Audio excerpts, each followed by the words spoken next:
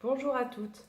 Je vais faire aujourd'hui une vidéo sur des conseils de base sur les soins du visage, sur simplement comment prendre soin de sa peau et comment connaître sa peau, puisque je pense que c'est vraiment la base de la base du maquillage, c'est-à-dire que c'est pas la peine de se maquiller, etc. si à la base la peau elle n'est pas nette, elle n'est pas propre, elle n'est pas soignée. Donc je lance ma vidéo avec un vieux dicton chinois qui dit: Rien ne sert de repeindre ta maison si tes fondations sont pourries. Voilà, donc ça va être le fil conducteur de ma vidéo et de votre rituel beauté, j'espère. Donc d'abord, je voulais voir avec vous si vous savez définir votre type de peau, connaître sa peau, c'est-à-dire est-ce qu'on a une peau sèche, une peau mixte, une peau grasse. Donc pour ça, je vais vous donner en fait des éléments qui vont vous aider à trouver votre type de peau pour adapter votre soin. Ensuite, donc quels sont les produits nécessaires à vos soins? Et troisièmement, comment les appliquer et à quel moment. Donc je commence tout de suite par le type de peau. Donc la peau normale par exemple, c'est une peau donc, de ce qu'on voit qui a les pores à peine visibles, qui a un grain de peau très régulier. Et ce qu'elle ressent, cette peau normale, c'est qu'elle se sent plutôt confortable et qu'elle est sèche au toucher, donc du coup pas grasse. Donc ça c'est une peau normale. Le plus courant, ce qu'on voit le plus, c'est les peaux mixtes. Les peaux mixtes, donc c'est une peau qui va avoir la peau plus grasse sur la zone T. Donc la zone T, c'est vraiment ça. Ça fait un T. Avec un excès de sébum, donc plus brillante, mais plus normale sur les joues. Donc soit sèche, soit normale sur les joues. Et donc ce qu'elle ressent, c'est un excès de sébum. On touche la peau, elle est un peu plus grasse, voire il y a des imperfections et des tiraillements sur les joues. Donc on est très nombreuses à être dans ce cas-là.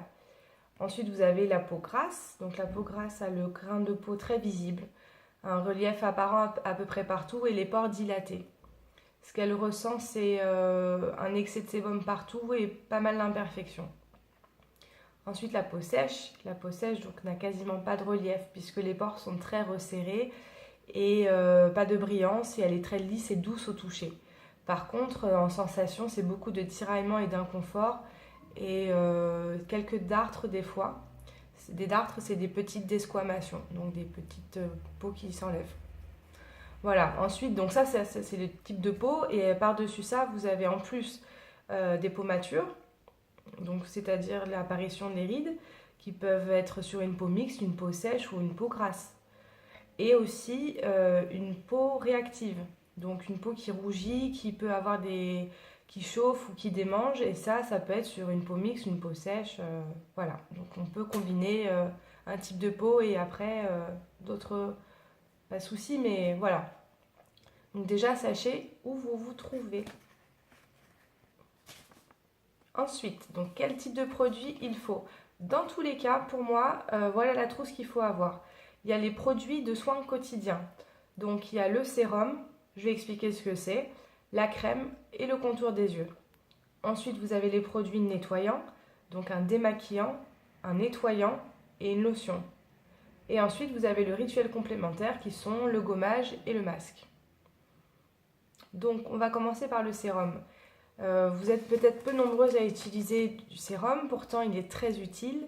Le sérum, donc c'est vraiment une texture aqueuse, c'est-à-dire que souvent c'est dans des flacons pompe parce que c'est très fluide, c'est une texture fluide.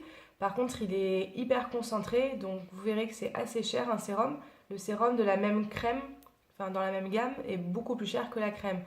Mais comme il est très fin, justement, sa texture pénètre plus en profondeur alors que la crème agit plus en surface de la peau. Donc il va aller réparer ou avoir une action précise. Il va cibler quelque chose. Donc vous avez par exemple des sérums qui servent à resserrer les pores ou par exemple à purifier pour les peaux grasses, à contrer les rides pour les peaux matures, à hydrater en profondeur, donc à matifier aussi, ça je l'ai peut-être dit, et donner de l'éclat. Pour les teintes ternes, ceux qui ont le teint un peu gris, vous allez avoir des sérums qui ont une couleur légèrement abricotée et qui vont à force donner de l'éclat. Vous avez aussi des sérums qui retirent les taches, qui marchent très bien. Vous avez les taches, par exemple le masque de grossesse ou alors les taches de vieillesse. Voilà, donc des concentrés. Alors plus ils sont techniques, plus ils coûtent cher. Vous avez aussi des sérums qui sont multifonctions, qui peuvent faire plein de choses. c'est-à-dire hydrater et retirer les taches et donner de la fermeté, etc. Donc là, effectivement, on est sur des choses qui sont assez chères. Mais voilà, ça dépend de si vous avez des complexes, ça dépend. Vous repensez à mon dicton du jour, c'est-à-dire que si vous trouvez que vous avez des taches, c'est pas la peine de mettre du fond de teint tout le temps. Par contre, vous pouvez essayer aussi de les retirer. Ça marche. Ça marche en étant régulière. Alors, mes conditions, évidemment, pour que ça marche, c'est de l'appliquer toujours sur une peau propre, de faire des gommages. Enfin, ça, je vais en parler. Et par contre, sachez que le sérum, il ne s'applique jamais seul, puisque justement, comme il agit plus en profondeur, il va manquer quelque chose sur votre surface de la peau, notamment de l'hydratation. Donc, quand l'appliquer, avant la crème, sur une peau propre. Donc, si vous appliquez votre crème 2 fois par jour, vous mettez votre sérum 2 fois par jour. Par contre, on peut adapter son sérum en fonction de la journée. Admettons, moi, par exemple, la journée, je mets un sérum matifiant parce que j'ai une peau mixte, donc je peux avoir des brillances. Par contre, le soir, après m'être nettoyé le visage et la peau qui tire, je vais me coucher, donc je mets un sérum hydratant qui va permettre aussi que ma peau soit bien hydratée la nuit. Si vous commencez à mettre des produits anti-âge, mettez-les le soir en priorité, puisque c'est la nuit que vos cellules se régénèrent et donc que la peau va boire entre guillemets tout ce que vous lui donnez. Donc si vous avez, admettons, 30 ans, 40 ans, que vous voulez commencer les produits anti-âge mais que la journée vous brillez, vous mettez du matifiant la journée et vous mettez de l'anti-rides le soir, par exemple. Ensuite, donc, la crème, bien sûr. La crème est indispensable matin et soir pour avoir la peau souple toute la journée, puisqu'on marque beaucoup sur les rides d'expression. Donc plus la peau sera élastique, moins on va marquer. Après, il y a d'autres rides évidemment qui sont génétiques ou qui sont dues à un mode de vie. Mais si déjà on peut éliminer les rides d'expression, c'est pas mal. Et aussi pour la tenue du maquillage. Et si on ne se maquille pas, c'est tout simplement pour nourrir sa peau avec une crème hydratante. Donc sachez que je précise, même les peaux grasses ont besoin d'une crème hydratante. Parce qu'une peau qui est grasse, ça ne veut pas dire qu'elle n'est pas déshydratée. Puisque le gras et l'eau, c'est deux choses différentes. Donc la peau a un sébum naturel et ça c'est important c'est nécessaire pour maintenir le film hydrolipidique et donner de la souplesse à la peau. Donc c'est ce que je disais. L'excès de sébum donc, donne une peau grasse, mais il faut l'hydrater avec un soin adapté bien sûr. Donc des textures gel permettent d'apporter de l'eau sans apporter de gras à la peau grasse ou mixte. Donc pensez à cette texture. Et à l'inverse, pour les peaux sèches, vous avez des textures baumes ou les textures riches. Voilà, donc ça c'est important quand l'appliquer matin et soir sur une peau propre. Ensuite, donc dernier produit indispensable, c'est le contour des yeux. Donc c'est une texture gel en général, c'est des petits tubes de 15 ml. C'est important en fait parce que il faut mettre un produit adapté puisque c'est là que la peau est la plus fine de tout le visage. Et en plus, comme c'est très près de l'œil, il faut une texture adaptée qui a été testée ophtalmologiquement. Et elle a toujours un intérêt, c'est-à-dire lutter contre les poches, les cernes. Certaines donnent de l'éclat, certaines sont pour la fermeté anti-rides. Voilà. Donc si vous vous maquillez, que vous mettez de l'anti-cerne, pensez à mon dicton. Votre anti-cerne ne va jamais tenir si vous n'hydratez pas votre peau. Vous allez avoir les petites ridules qui marquent parce que la peau n'est pas hydratée. Et voilà, et puis aussi pour lutter contre les cernes, vous pouvez masquer avec de l'anti-cerne, mais si vous traitez, c'est quand même mieux.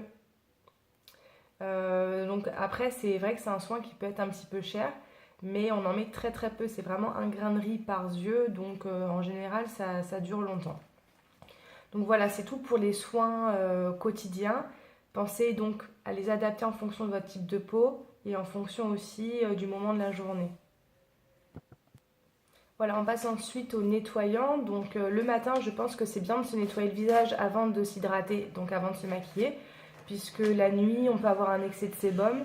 Alors moi, mon geste, c'est que soit sous la douche, j'ai un espèce de lait nettoyant que je rince sous la douche, soit avec un coton et de l'eau micellaire.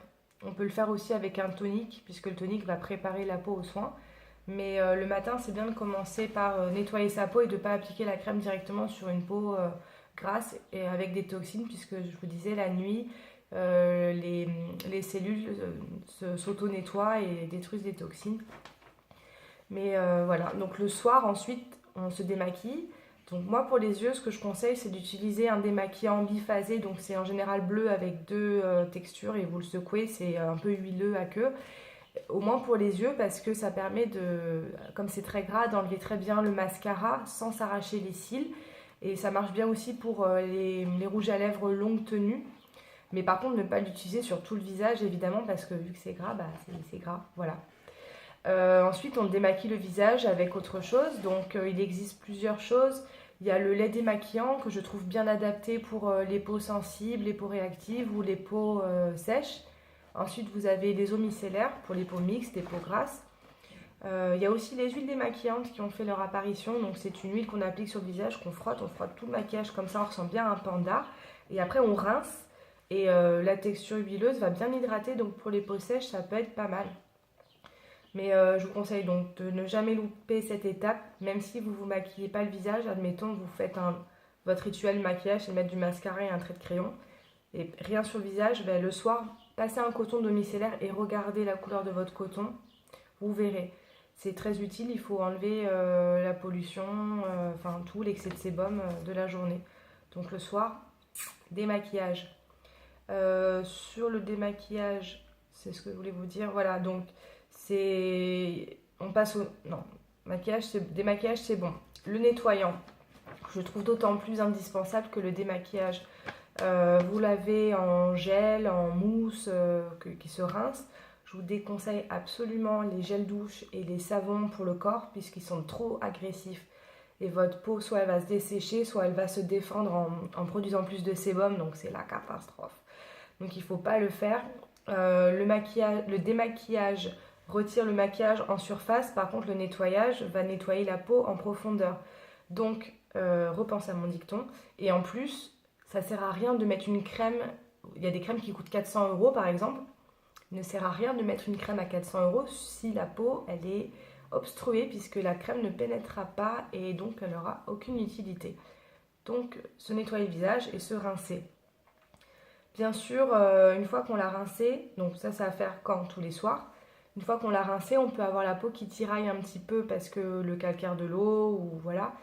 Donc on applique ensuite une lotion tonique. Donc c'est une solution aqueuse qui a souvent un but. Par exemple, le but principal c'est de préparer la peau au soin. Elle fait un espèce de lien entre l'eau qui va rester de cette lotion et la crème que vous allez mettre pour la faire pénétrer. Mais elle a aussi une cible, par exemple, vous avez des lotions astringentes qui resserrent les pores, donc pour les peaux mixtes et grasses, c'est très bien. Vous avez des lotions hydratantes, vous avez des lotions tonifiantes, vous avez des lotions calmantes pour les peaux réactives. Donc on la met quand? Juste après avoir nettoyé sa peau et avant la crème, le matin et le soir. Je vais finir donc cette vidéo avec les rituels complémentaires qui sont pour moi indispensables à faire toutes les semaines. Donc d'abord le gommage. Donc le gommage c'est en fait le fait d'exfolier la peau pour enlever les peaux mortes. La peau elle se renouvelle en permanence donc en fait en surface vous avez de la peau morte. Si vous frottez avec votre doigt vous allez bien voir que ça s'effrite comme de la gomme. Donc repensez à mon dicton. Il ne sert à rien du coup de mettre aussi de la crème, aussi chère soit-elle, sur une peau morte. Donc on doit faire un gommage en fonction de son type de peau.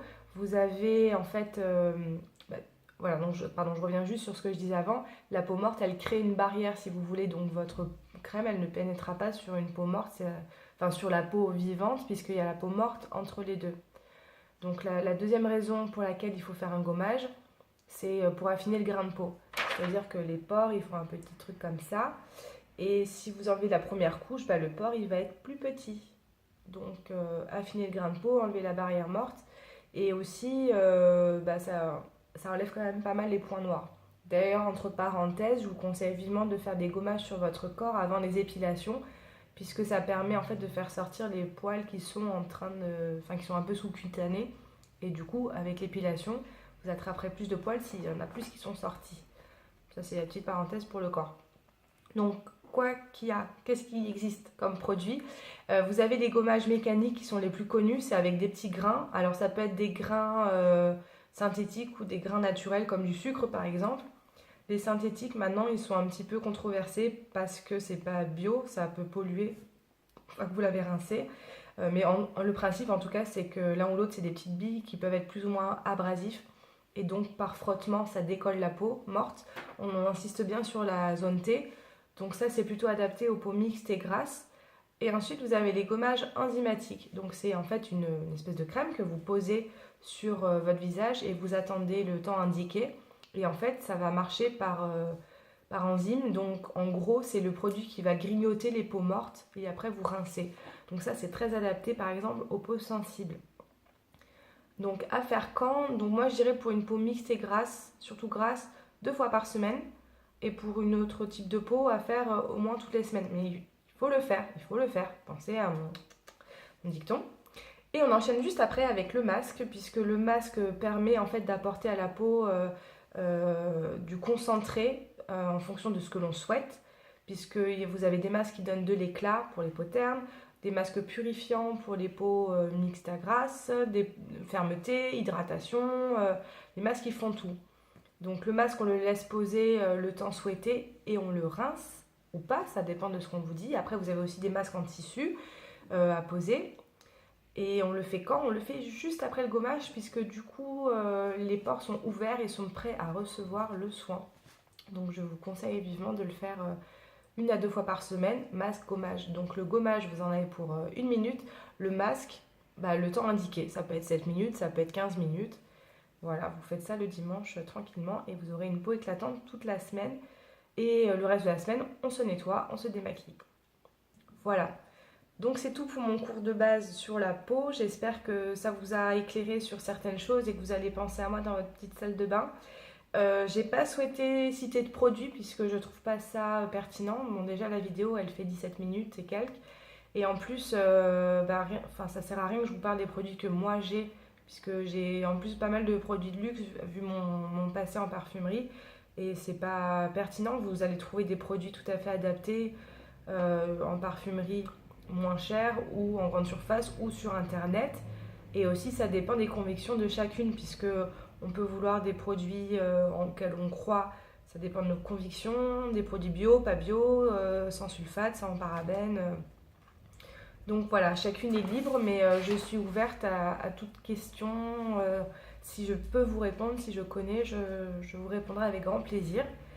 Donc pensez à moi, pensez à mon dicton chinois et faites-vous belle et prenez soin de vous. À bientôt!